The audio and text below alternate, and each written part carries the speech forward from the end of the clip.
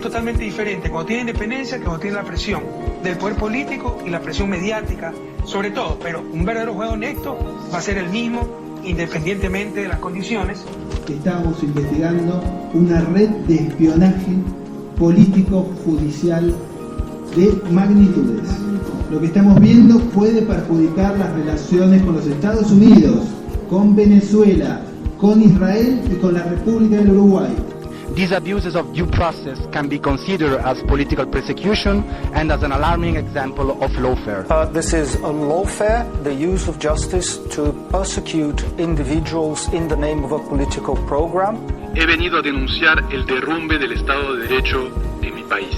La justicia y las instituciones independientes del Estado han sido intervenidas, violando la Constitución, para poder perseguir a opositores políticos. Lo que acontece en Ecuador se enmarca en la estrategia regional de judicialización de la política. Está depositado en las bóvedas del Banco de Inglaterra. ¿Por qué? Pues porque el gobierno de Reino Unido no reconoce a Maduro como presidente, sino a Juan Guaidó. La noticia alegró a unos y molestó a otros, pero con el historial británico de apoderarse de cosas que no le pertenecen recurriendo a excusas variopintas, tampoco puede decirse que la sentencia fuera muy sorprendente, la verdad. Good morning. Yes. Este es el Museo Británico. ¿En qué podemos servirle? ¿De dónde llama, dijo? Ah, de Grecia. ¿Qué desean? Ya que les gustaría que les devolviéramos los frisos de Partenón de Atenas. Claro, entiendo. Nos encantaría ayudarlos, pero lo que ocurre es que el gobierno británico solo reconoce como legítimo dueño de los mismos a Pericles. Ya sé que Pericles murió hace 2500 años. Ese es justamente el problema, que no está claro quién es su heredero legal. Si no fuera por eso, se lo mandábamos mañana mismo. Además, no se preocupen, aquí esos grabados están muy bien y a los turistas les gustan mucho. Cada día vienen miles a contemplarlos. Ay, si se va a poner a insultar, mejor lo dejamos aquí. Tanto escándalo por unas piedras viejas, hay que ver qué carácter tienen esos griegos.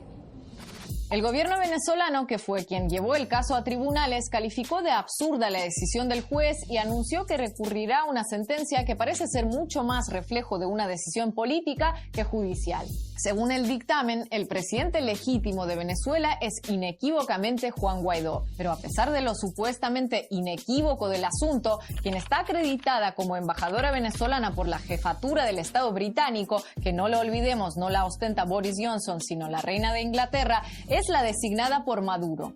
Del mismo modo, en Venezuela el representante diplomático británico fue acreditado por Maduro, no por Guaidó. Así que inequívoca, lo que se dice inequívoca, muy inequívoca no parece la postura oficial del Reino Unido cuando el dictamen de un juez contradice el actuar del Estado. Ya sé lo que dirán algunos. Maduro quería disponer de ese oro para venderlo y enriquecerse o comprar armas nucleares en el mercado ilegal, por eso el juez dijo que no. Que es el tipo de argumento predilecto al que recurren Guaidó y quienes lo reconocen para congelar los activos venezolanos en el extranjero.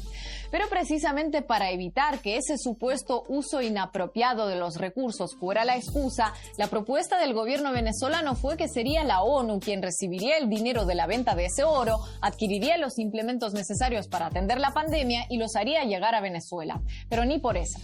Por supuesto, la explicación más común que verán en grandes medios es que el Reino Unido es una pobre e inocente víctima que, producto de la crisis política interna de Venezuela, se vio atrapada con decenas de toneladas de oro en sus manos y no sabe qué hacer con ellas, si dárselas a Maduro o a Guaidó. A mí me conmovió tanto leer algunos informes al respecto que casi sentí ganas de enviar un mensaje de ánimo al Banco de Inglaterra para brindarles apoyo moral en estos duros momentos de indefinición causados por los problemas telenoveleros de naciones caribeñas.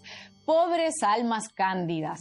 Pero la realidad es que el Estado venezolano reclama el oro que todavía posee en las bóvedas del Banco de Inglaterra desde octubre de 2018, es decir, desde antes de la autoproclamación de Guaidó. En total, en esas bóvedas se encuentran depositadas unas 31 toneladas, cuyo valor de mercado alcanza casi $2.000 millones. Parte de ellas tienen años en el lugar, mientras que otras son más recientes, motivadas a depósitos de garantía negociados entre el Estado venezolano y bancos como Citibank o Deutsche Bank, a cambio de préstamos monetarios en los años recientes. Tal vez algunos se pregunten por qué Venezuela guarda parte de sus reservas en el extranjero. La mayoría de los países tienen gran parte de sus reservas de metales en bancos europeos o estadounidenses por dos motivos. Uno, que allí es más fácil transar su compra o venta internacional. Y dos, pues básicamente porque no les queda más remedio. Tenerlos allí mejora la calificación para la obtención de préstamos, calificación que, nada coincidentalmente, otorgan entidades con sede en el mismo lugar. ¿Quiere que grandes bancos o entidades prestamistas internacionales, casi todos con sede en Europa o Norteamérica, presten dinero a su país? Pues nada mejor que tener las reservas guardadas allí. ¿Prefiere tener sus propias reservas en su propio país por lo que pudiera pasar? Entonces, ninguno de los grandes prestamistas le dará un crédito por un valor mínimamente elevado. Así es como funciona la cosa. Y por cierto, la cantidad hoy congelada y en litigio en Londres podría ser muchísimo mayor si Venezuela no hubiera tomado precauciones en su momento. En 2011, el gobierno del entonces presidente Chávez decidió repatriar la mayor parte del oro que el Estado venezolano tenía en el extranjero. El motivo, ese mismo año, durante el derrocamiento de Gaddafi en Libia, la Unión Europea congeló miles de millones de euros que tenía el país africano en cuentas de países miembros y Chávez temía que sucediera algo similar con los activos venezolanos.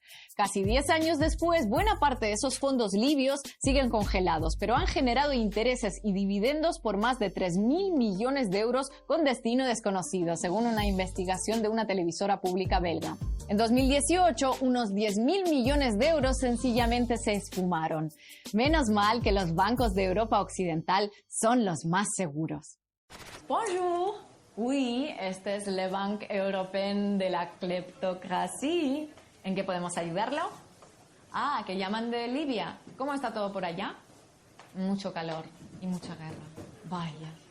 Bueno, ¿qué desean? Ah, que les gustaría que descongeláramos las cuentas del Estado libio de la época de Gaddafi. Uy, de verdad, con mucho gusto los ayudaríamos, pero recuerden que desde entonces ustedes tienen dos gobiernos enfrentados y para nosotros es todo un tema. Sí, figúrese que le devolvemos las cuentas a uno y el otro nos las reclama al día siguiente. Mi gobierno, el europeo, no nos deja devolver nada hasta que ustedes mismos nos aclaren, lamentablemente. Ya sé que mi gobierno, el europeo, los metió en eso, pero nosotros apenas somos un humilde banco con humildes millones que depositó aquí el gobierno de Gaddafi. No podemos hacer nada. ¿Cómo? ¿Que nos metamos dónde ese dinero? ¡Qué grosero! Hay que ver el carácter que tienen esos libios.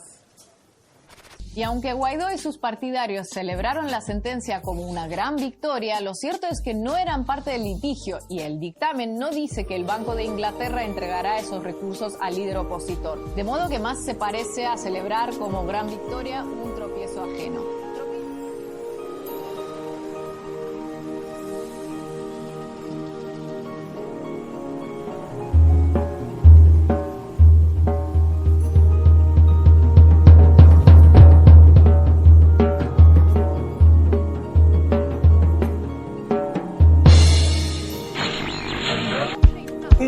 Totalmente diferente cuando tiene independencia que cuando tiene la presión del poder político y la presión mediática, sobre todo, pero un verdadero juego honesto va a ser el mismo independientemente de las condiciones.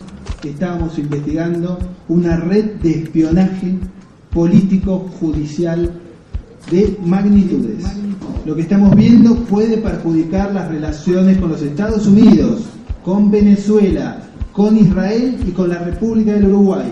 These abuses of due process can be considered as political persecution and as an alarming example of lawfare. This is a lawfare, the use of justice to persecute individuals in the name of a political program. He venido a denunciar el derrumbe del Estado de Derecho en mi país.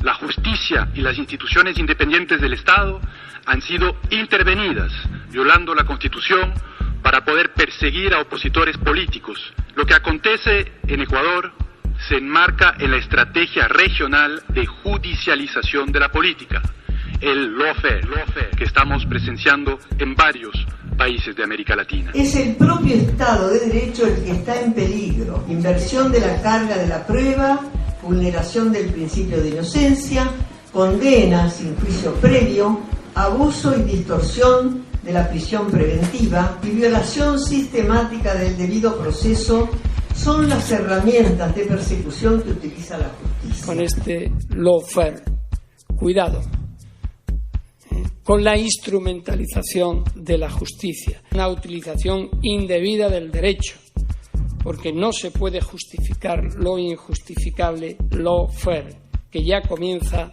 a ser estudiado académicamente como un nuevo signo perverso de estos tiempos. The use of law and the violence inherent in the law for political ends. Lawfare is most classically used by the powerful against the weak, used by states against political enemies, corporations against people who get in the way of enterprises and so on. Once upon a time, political opponents were killed by fascist now they're basically incarcerated. Un processo politico, un processo inquisitorio, non è soltanto in gioco la democrazia in Brasile, ma è una minaccia gravissima per la democrazia a livello globale. El uso indebido de procedimientos legales, el lawfare, además de poner en serio riesgo la democracia de los países, la violación sistemática de los derechos sociales. Para garantizar la calidad institucional de los Estados, es fundamental detectar y neutralizar este tipo de prácticas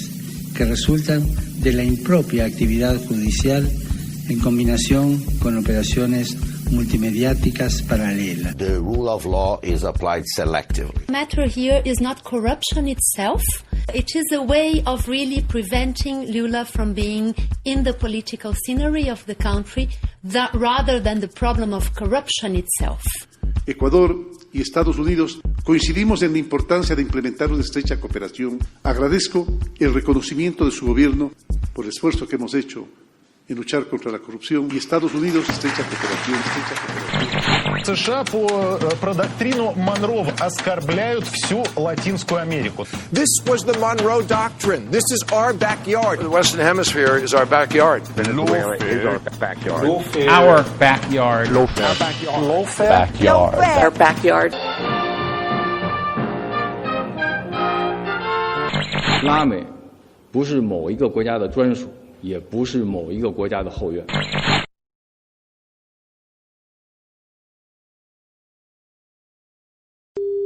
Con Catalina en la conspiración. Toma algo para anotar porque hay un montón de conceptos que te voy a estar explicando. A pedido del público traje este tema al canal, clase educativa que le va a servir a mucha gente nueva que está en el ecosistema y a gente que está hace rato en el ecosistema que todavía no entiende qué es blockchain, de dónde surge, cuál fue la primera aplicación de blockchain, qué oportunidades y beneficios trae blockchain, cuántos diferentes tipos de blockchain hay, qué aplicaciones tiene, entre otras cosas. Así que bienvenidos, voy a tratar de hacer esta clase educativa en 20 minutos para cuidar tu tiempo también, la gente que vea la repetición, pero hay muchísimo que vamos a estar abarcando. Así que toma un cuadernito, empieza a tomar nota porque después en los próximos videos vamos a seguir con este tema y con otros temas más. Y bueno, hoy no vamos a hablar específicamente de blockchain. De todas formas, para entender blockchain necesitamos ir un paso previo, entender Bitcoin. Y antes de Bitcoin necesitamos ir un paso previo más y entender la centralización y los problemas del dinero fiduciario, que no lo voy a